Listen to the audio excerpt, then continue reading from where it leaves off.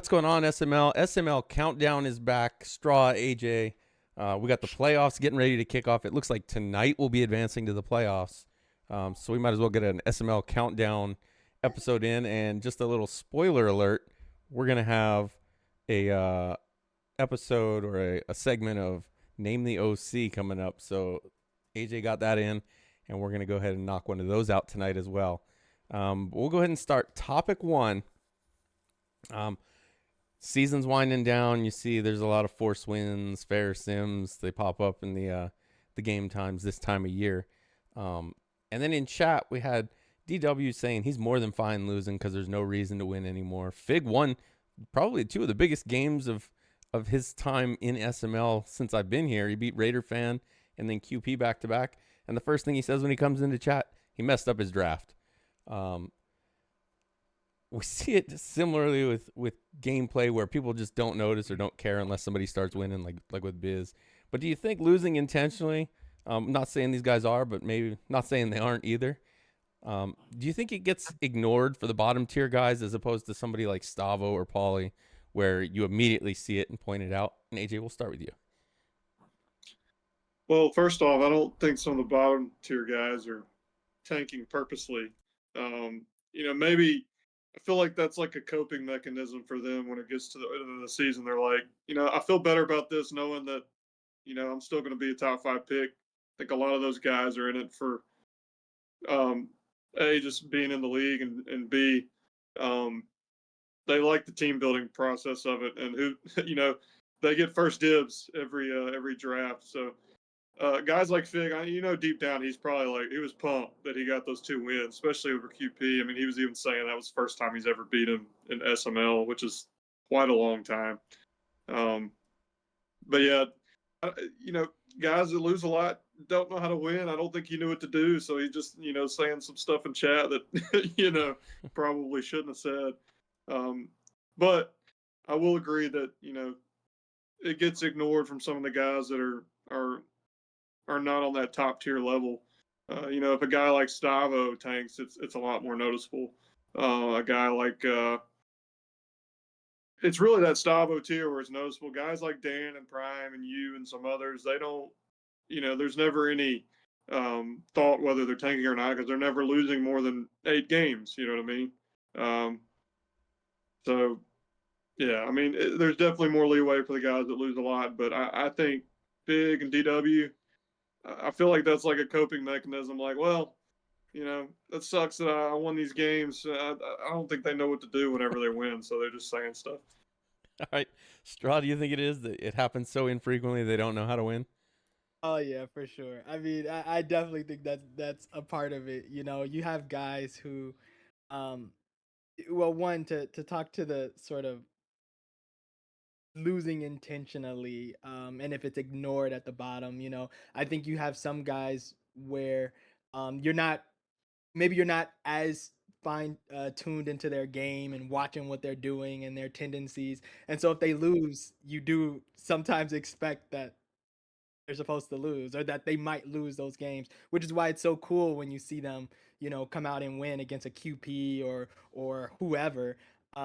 What I do think is that, you know, looking at it as um, no reason to win this season anymore or anything like that. Like I always find that in those type of games, if you are losing a lot, like that's where you do find your rhythm, you find your plays, you find your things, and then unless they're getting hoodwinked by Dan Bomber or Prime and not having a number 1, number 2, number 3 overall pick and not being able to build their team, they're usually bringing in some really good talent. So I do think it could get ignored.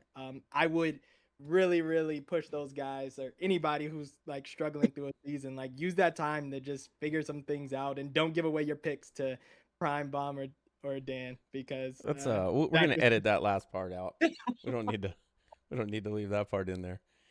All right. Yeah, So it's funny. Let me piggyback yeah. on that for a second because it just popped in my head.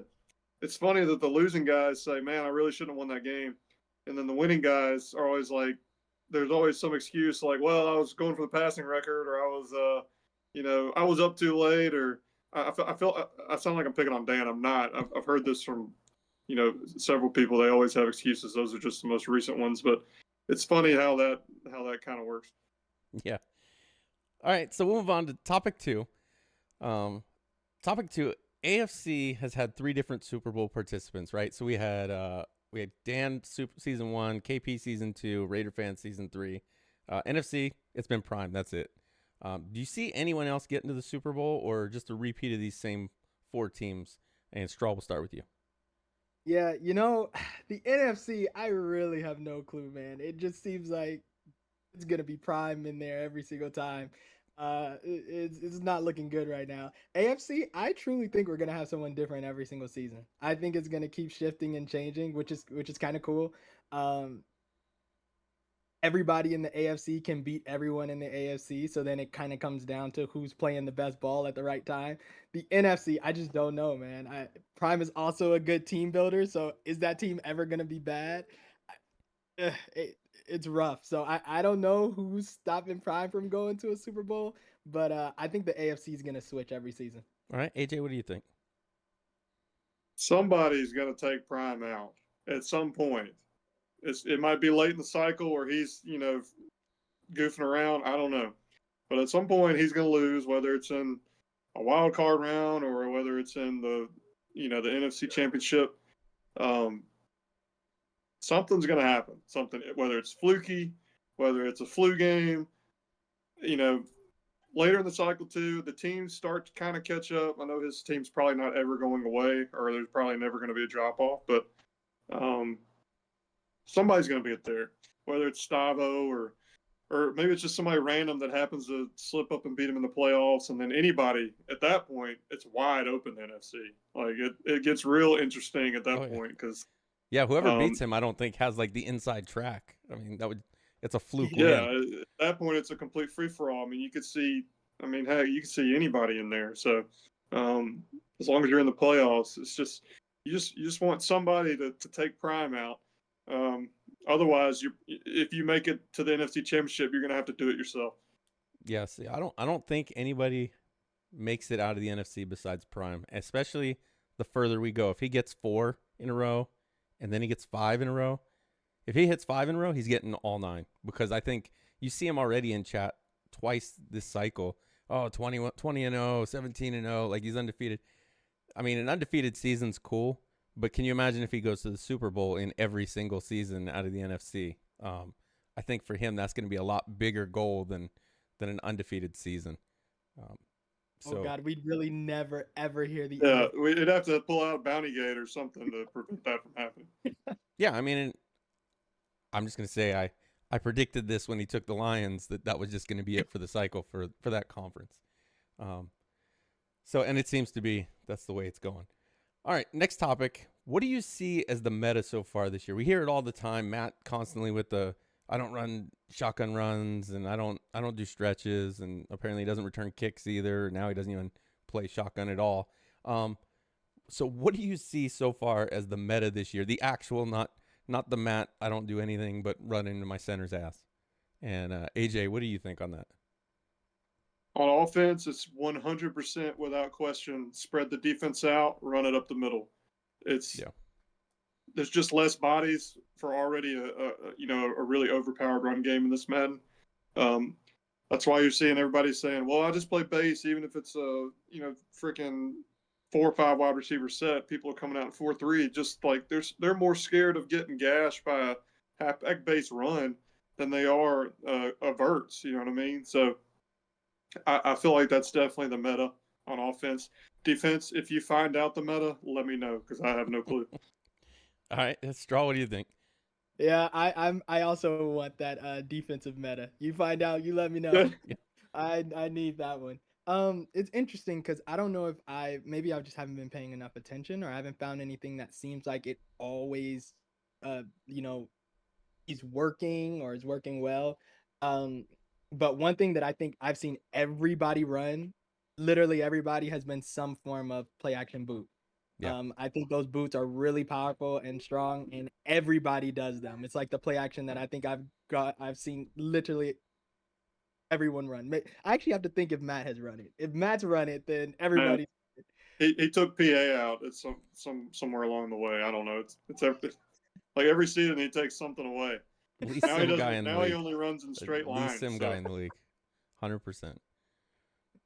But that's what I'd say. It seems like the meta right now. It works really well. The timing of it, getting away from the defense and being able to kind of spread out the defender. So that's what I would say. Yeah, I feel like there's not much of a penalty for throw on the run. So that's why you see that, or like the guys running to the sideline and throwing across their body. I saw one, it was a PA boot, like you said, but Eddie threw one and threw it back across his body to the other side, to the middle of the field, and no penalty for throwing. I mean, it was just right on the money. So I see that. I see a lot of bunch. I feel like there's a lot of bunch, especially if you watch like third down or right before halftime trying to make a big drive. It's bunch, a lot of empty, but mostly bunch. I feel like that's making a comeback, especially the verticals out of it, where the slot guy kind of goes on that little wheel route and then he's wide open in the seam. Yep. See a lot of that with like a slant underneath or a drag. Definitely the bunch for me is what I've seen a lot. All right, last topic. What's one thing you wish you did differently this cycle? Whether it's team selection, somebody you drafted, trade you made. AJ, what would you do differently? Obviously, you took a team for Jackson Dart, and we're in season 4, and he's not even on your roster. Yeah, I don't really regret that, just because I'm seeing how my team's coming together now, and I feel like I would have handcuffed myself to a guy just because of my fandom, Mm-hmm. and really Madden did him dirty. So I don't really regret that. People like to give me a hard time for that, but I picked 3 anyway, so screw you guys. I can pick who I want. Not next year. Regardless, yeah, well, maybe not next Oh. year, but anyways, this cycle, that's how it was. No, I mean I'm stealing whatever team you want. Oh, that's fine. I'm not running it back with the Giants, so they'll be fun next year though. They should be. I don't know. I might, if I had any regrets, maybe I probably would have focused more on wide receiver earlier in the cycle. Maybe try to draft a guy a lot higher. I've kind of ignored the position. I traded for a number 2 guy, but I feel pretty weak at the position other than Neighbors, and it's pretty easy to key in on him. So if I had any regrets, it would be that I'd maybe take a step back on the defensive side, since it clearly doesn't matter anyways, and then maybe draft and develop wide receivers a little quicker. Man, you say it doesn't matter, but look at Johnny over there. He's picking in the top 5, and he's got the best offense in the league, and he still can't beat anybody. So maybe defense matters just a little. What about you, Straw? Anything differently you would do? Yeah, I think I need to. There's 2 things. One, I need to figure out how to trade. No one ever seems to want to trade with me, and I don't know what I'm doing wrong. I don't know. So I need to figure out trading a little bit better. I would have loved to not have to cut T Higgins, and would have loved to have been able to trade him. I think I was trying to trade him for a couple of seasons, and no one wanted him. It could have been. And so that takes me to my next thing, which is probably working out contracts better. I probably paid T Higgins like way too much. Oh, yeah.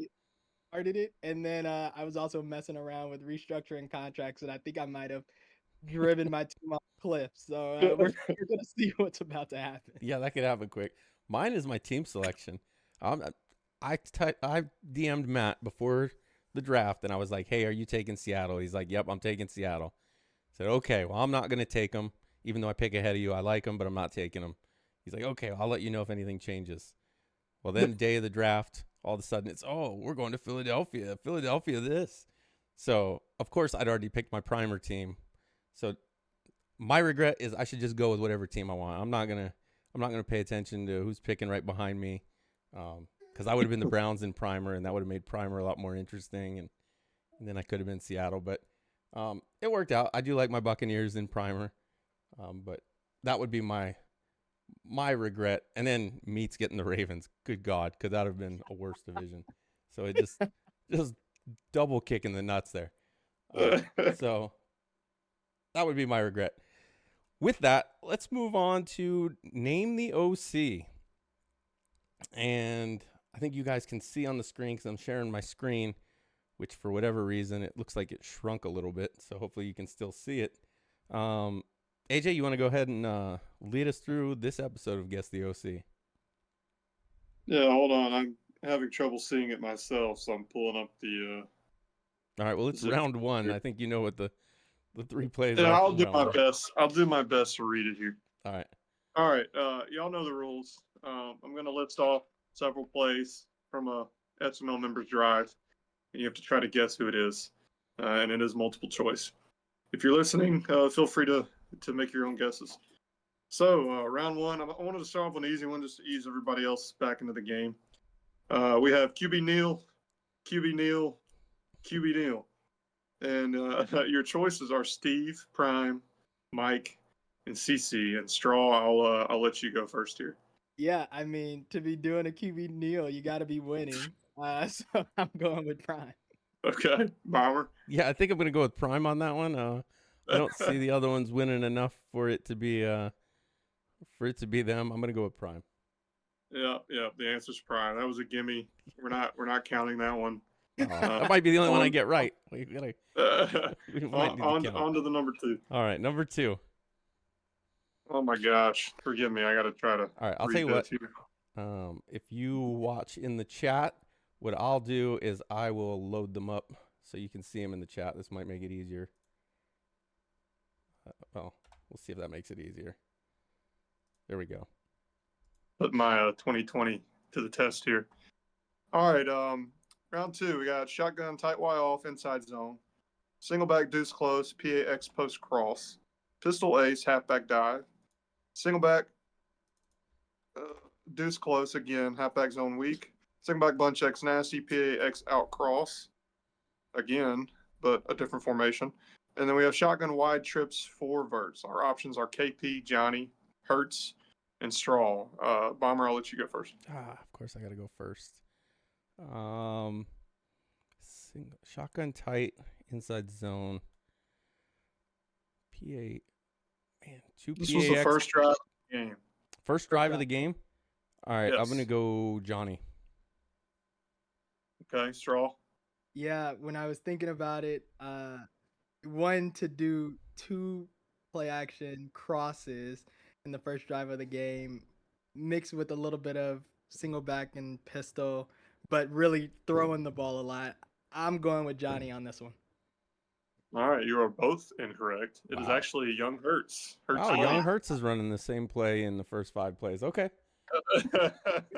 I definitely thought that was gonna be Johnny. I didn't There's think a- I was there's a just few looking for the biggest surprises here. cheese ball in the group, and turns out I've been Tell you what, I misjudged Johnny. I just watched a few of Young Hertz, and I think he likes single back deuce close a lot. Oh, yeah. So I'm making a few mental notes. This Sounds kind like of he helps me likes- scout a little bit. He likes the PAX cross a lot. Yeah. Okay. Yeah. Okay, All so right. that was round 2. We're both we're gonna say we have one right so far. These are all kind of hard. I think we don't have a ton of people that play super.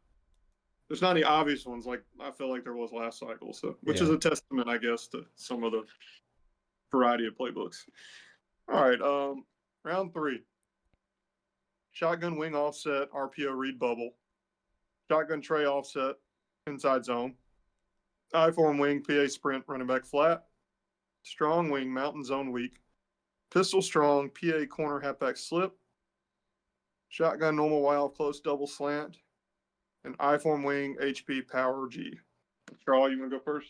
Yep. And this is first drive of the game. This one was also first drive of the game. Okay. Starting off with the bubble, and then interesting, the halfback flat that play action. I'm gonna go with Soda on this one. Man, All right, see, Bomber. you stole mine. But I think I'm actually gonna go with Meats. I'm gonna go with Meats on this one. Okay. You would be correct. That is Meats. And so that's 1 point for Bomber. Yep. Meats actually picks off coach suggestions, which is crazy to me. There's one more person on this Guess the OC that also picks off coach suggestions. Those are 2 guys that I feel like are very unpredictable, so that kind of makes sense. Yeah.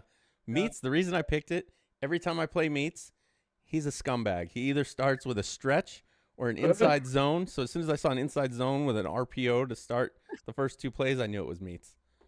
Yeah, he's playing to try to trigger you for Oh sure. yeah, Like the first game. he is. He's a scumbag. So I knew it was gonna be that. Oh, it's All funny. right, round 4. Okay. Hold on, let me put on my reading glasses here. Shotgun wing slot, halfback ace power, pistol spread, halfback slam, single back ace slot, PA scissors flood, pistol U off trip, strong power, shotgun tight, drive corner, power eye, double lead, single back bunch, X nasty, and I guess I forgot to put the play there. Okay. I might have that information on me though. Hold on. Oof, this one is tough. Run, That was a run. wide zone week. Was that last play out of bunch X nasty? So Okay. stretch. Yeah, pretty much. Bomber, you go first. I'm going Woods. Woods loves that running back tootin' he's got. I think that looks like a Woods one. All right, Straw. This is interesting because it's definitely a lot of runs there. I haven't seen a. I'm gonna go with. I'm gonna go with Tug. All right, you were both wrong. That is actually Chat ZBD. Really? Yep. CVD. And if you don't know Chat ZBD, he really likes that PA scissors flood, and he runs it to the left side of the field. Just a heads up for anybody that plays ZBD. Good. Cece, make sure you're watching this. You play him tonight. I need that top 5 pick. All right. All right, round 5, final round. Final round. Okay. We have single back wing stack, halfback die. We have gun bunch X nasty, mountain outside zone. I form close inside zone. Single back wing PA drag wheel. Single back wing stack PA fork. Single back tight open bench dig pivot. Shotgun tight open bench dig pivot. Shotgun tight Y off weak post wheel drag. Straw and the options are NYT, Stavo, Mike, or Eddie. Ah. Dang, two PAs back to back. Who do I think would do that? I know my answer.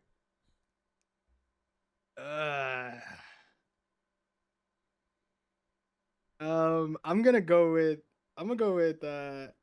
Stavo on this one. Okay, Bomber. I'm going to go with Eddie. That post wheel drag, I've seen that one before from him, and I think the bench dig pivot as well. I'm going to go with Eddie. All right. The answer is Mike. Ooh, Mike SML. back-to-back Yes. play actions, huh? Yeah. Told you Mike would hate playing Mike. Another guy that picks off coach suggestions. So Mike and Meats play off coach suggestions. And it makes so much sense because when you play them, you have no idea what they're going to do. Oh, I know what Meats is going to do. Yeah. Well, anyways, I thought that was interesting. It makes sense. Mike and Meats pick the same type of plays. They're the same play callers. Okay. We got the final score is Bomber 1, Straw 0. These are hard this cycle, especially we got a bunch of new blood. So yeah, they were difficult, and I think it was what Meats. Meats is the only one that I play consistently because you had Mike was NFC, ZBD was NFC. I don't remember the other one that I missed. And I think it kind of speaks to what we talked about with the meta. Like I think there's so many different things you can do. Somewhat. Oh, Hurts, he's NFC. Yeah. Yeah, there are. But did you notice all of them? Everything we kept pointing out, we're like, oh, there's a bunch of PA there. There's a bunch of PA there. It does seem like play action might be maybe something that we kind of. You touched on. Well, the run. PA I mean, boots. it makes sense. The run is so good. You have to worry about it. I run my fair share too, but I try to run it 17 times a game. So it would be interesting to go back too, and maybe I'll do it after the show. But to go back and look, how many of the runs are out of shotgun and the play actions are from under center? Yeah, that'd be interesting. Because that seems to be kind of the big. Not thing many too. people run play action out of shotgun in my experience. I don't run it very much. I feel like I always get sacked, which makes no sense. Yeah. I've seen some, but I mean, even just the runs, there's more PA out of under center than there even is runs. Yep. it's pretty much Yeah. shotgun It's heavy on the definitely run. more powerful under center. I do play action shotgun just because I also run. Like I got to keep it Yeah. legit, and it almost never works, but I got to do it. Yeah. All Yep. right. I So was gonna say you're one of the few. that's been this week's episode of SML Countdown. We should have the playoff seedings set tonight. I think I saw the last game was at 11, but I don't think that one even matters. So we should, I think, after Dan's game and Prime's game at 10 o'clock, we should have the seeding out. And I know there's already, AJ, you got your game scheduled already. So looking forward to it. All three of us in the playoffs this year.